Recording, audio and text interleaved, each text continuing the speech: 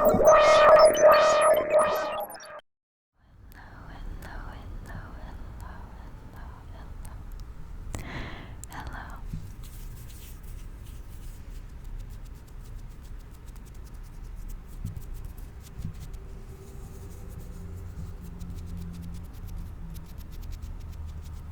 you for joining me today and welcome back to the channel. I hope you guys are doing good. I hope that you're having a good day, and if you're not, I'm so sorry. I hope it ends on a good note for all of you.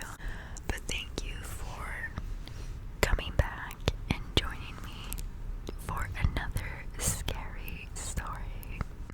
I hope you guys will enjoy this one. I would like to apologize ahead of time for any background noise. I am filming this in the morning because it's the only time it can be this quiet, honestly. I probably look a bit like if I just woke up. And that's the reason why.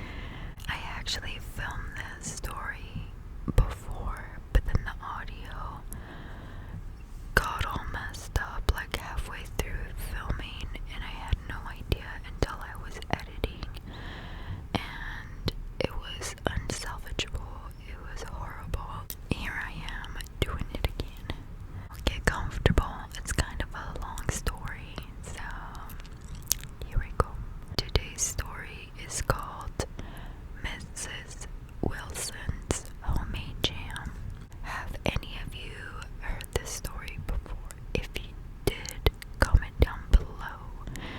Let me know what you thought of it, and if you haven't, let me know what you thought of it still after hearing it. Let's jump into it. As a child, I was a picky eater, like I assume most children are. As my parents tell it, my eating habits transcended normal childhood proclamations of "I don't like broccoli" and evolved into a refusal to eat absolutely anything of substance. Things other children might eat and enjoy, like chicken nuggets, spaghetti, or even a hot dog, were shunned by toddler me. It got to the point, they say, where they had my pediatrician become concerned for my health. I stopped growing properly, falling way below the typical percentile for children's height and weight, and the rest of my development seemed stunted as a result. Phrases were tossed around like failure to thrive and tube feed. In the end, my parents were forced to feed me calorie-loaded milkshakes made with nutrient-enriched formula every night in a bid to get me to gain weight. Honestly, I don't know how they put up with it. I sound like I was a little shit. The milkshake regime extended past toddlerhood and into my childhood. At 5 years old, I was still refusing to eat food, despite the countless nights my parents sent me to bed hungry for refusing to even try my dinner. I was still small for my age and spent more than a little time in the hospital due to the starvation of my body. My parents would later tell me that they were sure I would be taken away by the state because of how emaciated I appeared. Thankfully, they were in constant contact with doctors who monitored the situation, so there was undeniable proof that my case wasn't due to neglect. At 6 years old, when I should have been starting school, I was still a small kid. My body never received enough nutrients to properly grow, despite my forced feelings, and as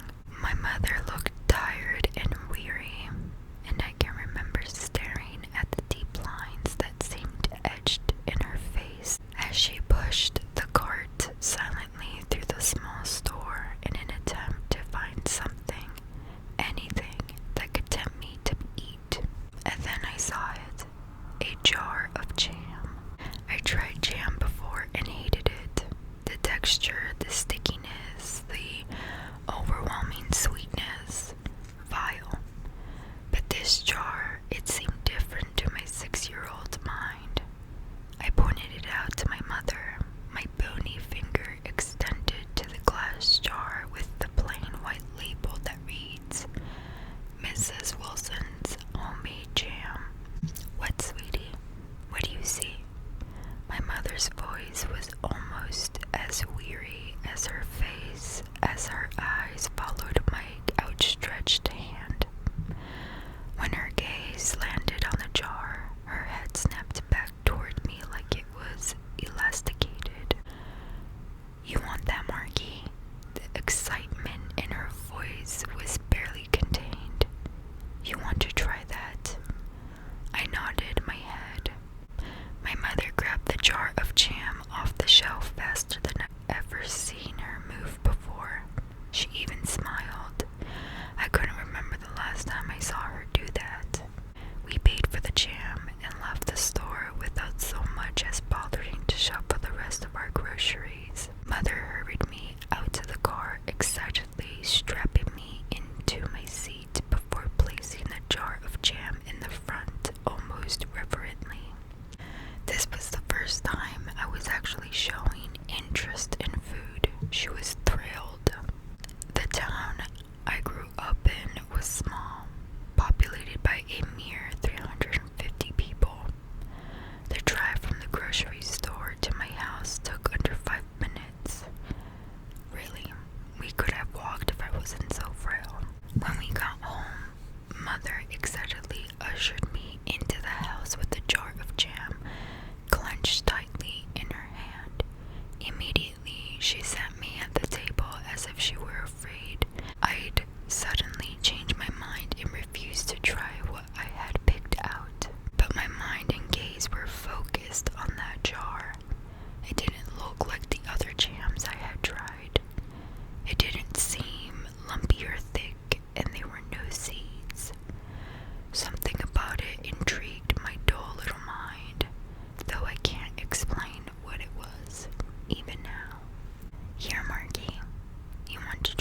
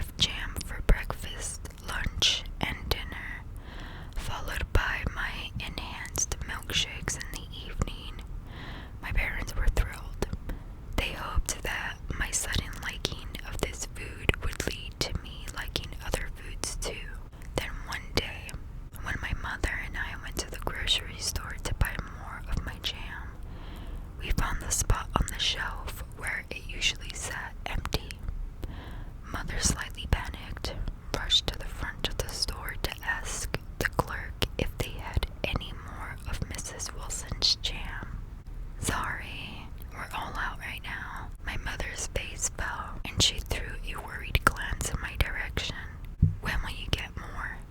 The clerk scratched his beard thoughtfully. "Well, see, it's actually made by a local lady, Mrs. Wilson. She sold it to Hector to resell in the store. She says she only had so many jars available. No one else seems to like it but your boy here." I was beginning to grow irritable from being in the cart and not having had my jam for lunch.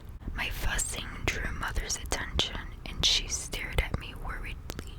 "Is there any way I could get Mrs. Wilson's address or phone number? The jam is the only thing Mark will eat. Like is common in most small towns. Everyone knows the business of everyone else." So the clerk was aware of my parents' struggle in getting me to eat. He must have felt sympathetic toward my mother's sudden stress, because he searched in the back of the office for the invoice that held Mrs. Wilson's address. That afternoon, Mother and I sought out the elusive jam maker. She lived in a cottage on the outskirts of town in a gingerbread-style house that would be described as idyllic nowadays. When Mother knocked the door, a young woman answered. She was small, with blonde hair in a tight bun and a sad face. "Can I help you?" Her voice was soft, and years later, Mother would tell me that there was something about Mrs. Wilson that was so dejected and forlorn. But desperation is a wonderful motivator, and my mother wanted me to keep eating. So she passed on a smile and explained the situation to the young woman at the door. "Oh, that's wonderful," Mrs. Wilson exclaimed, smiling for the first time since she came to the door.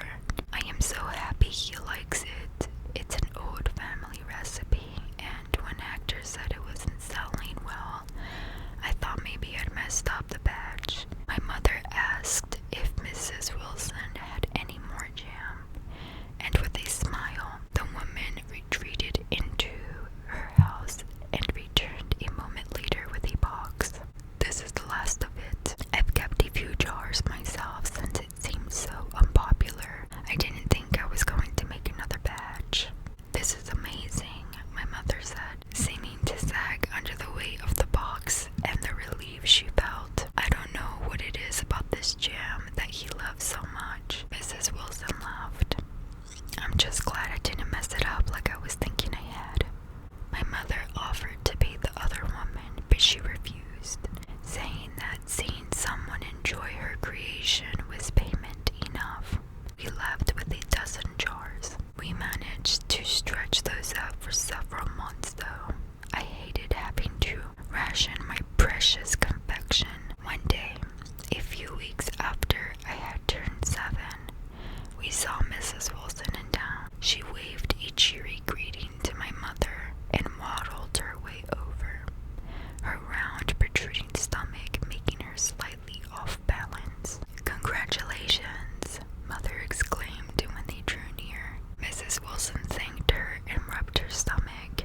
I stood there wondering if she had any more jam to give me. "I haven't made any recently," she answered to my brisk question, "but maybe soon." I was annoyed but resigned.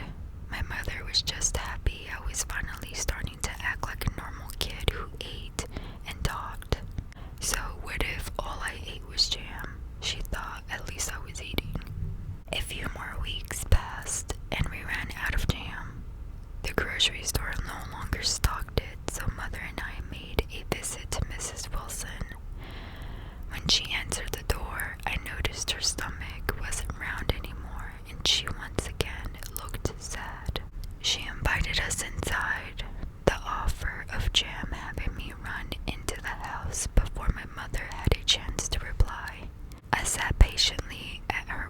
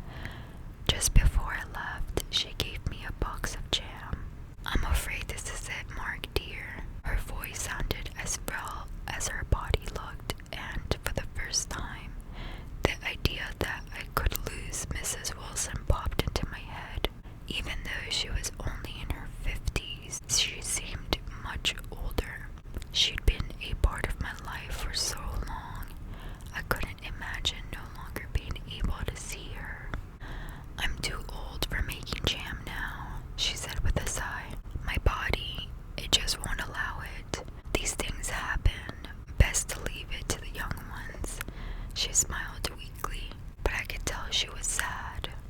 Tears pricked my eyes as I set the box of jam jars on the ground and wrapped her frail body in a tight hug. "Thank you for sharing your jam with me for as long as you have," I said, then kissed her forehead gently. Mrs. Wilson smiled and waved me and my wife off as we left. That was a few weeks ago. Today, I got a call from my mother. She was sobbing uncontrollably. It took me a long time to finally figure out what she was saying, and when I did, hell, I didn't know what to think. I sat there at my kitchen table, still in my pajamas, and with a plate of jam toast in front of me, while my mother told me Mrs. Wilson had passed away. It appeared she had died several days ago, but no one knew until my mother went for her weekly visit and found the other woman slumped over in her chair. There was nothing they could do. I stared at my jam toast and felt numb. "But that's not the worst of it, Mark," my mother sobbed. "What?" I asked. "What, Mom?" "Oh God, Mark, what they found. God, I'm so sorry." She broke down into incoherent sobbing again. Eventually, my father took the phone from her and explained what the police had found in Mrs. Wilson's house when they arrived. "I'm still not sure what to think of it. Son, I hope you're sitting down for this," my father began. No one knew what a crazy sick bitch she was, I swear. He cleared his throat and sounded like he was fighting back his own tears. "I'm just sorry we fed you that shit for so long." My eyes immediately went to the jam. My precious jam. The police searched her house and the cellar. They found the area where she made her jam. Jesus, son. It was kids. God damn it, it was kids. Her own babies. Turns out, Mrs. Wilson's jam was homemade in a very literal sense. She had a year before I first ever tried her jam, gotten pregnant, and then miscarried at home. Apparently, it created some sort of mental break in her brain, and for God knows what reason, she decided to incorporate the baby fetus, whatever, into her jam. She cooked it with the berries, strained it, and took care to make sure not to have any fragments in the final product. That's why it was always so perfectly clear and free of seeds. It was also why it took so long for her to make her batches. After the first one, she decided to try again with both the pregnancy and that too, ended in a second trimester miscarriage. The jam. For over 20 years, Mrs. Wilson lived in a cycle of getting herself pregnant, which she apparently achieved by acting as a prostitute in the larger neighboring town, and then aborting the pregnancies at home sometime between the 12th and 20th week when the ingredient was large enough to be made into a batch. That was why she only made one batch of jam a year, why she appeared to age so quickly and harshly. Back-to-back pregnancies will do that to a woman. In the end, when she said her body could no longer support jam making, she was telling the truth. Women in their 50s don't often get pregnant, and Mrs. Wilson was no exception to that rule. My parents were horrified. For years they had been feeding me this stuff. For years they had been gleefully shoveling this jam into my system, ignorant of the fact that it was made with human remains. They had been so thrilled when I had started eating normal food, so thrilled when 6-year-old me had pointed to that jar of jam and then taken to it so eagerly. My mother apologized profusely on the phone through her sobs. When the call ended, I looked down at the plate of jam toast in front of me, studying the deep red spread with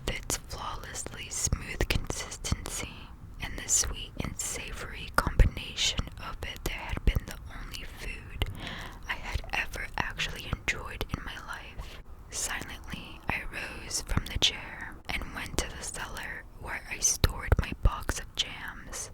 Mrs. Wilson made 12 jars out of each batch, and I had learned to stretch that very carefully over the years. I still had 11 remaining. Carefully, I looked through the box, taking out each and every jar and inspecting it, as if trying to see the tiny particles of unborn children that had been cooked into each one. At the very bottom of the box, I found an envelope. I reached for it with a shaking hand and pulled out a letter from Mrs. Wilson. It was short, not saying much, but I smiled to read it all the same. I've always had issues with food. I don't know why. Most children grow out of their picky eating, and to some extent I did too. I learned over time that I need food to live. Though eating, it brings me no joy and often makes me sick if I find a texture or taste I can't stand. Mrs. Wilson's jam saved me. It has been my first and only food I have ever liked, the only one I willingly and gladly eat. And in that envelope that I found at the bottom of my last box of jars, the last batch Mrs. Wilson made, I found her legacy to me, something she wanted me to have before she died, because she said I was the bright spot of her life and she had done this all for me. The sound of my wife moving around upstairs manages to reach me in the basement. She's awake late because she had a difficult time sleeping lately.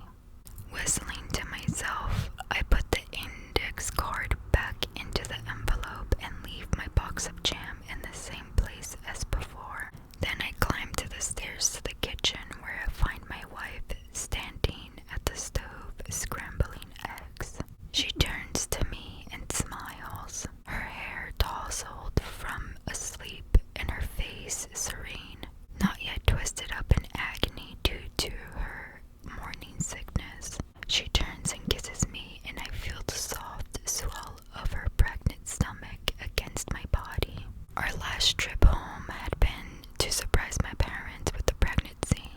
She's 12 weeks now, so she says it's safe to tell people the news. Of course, my parents were thrilled. So was Mrs. Wilson, which is why I think she left me the recipe.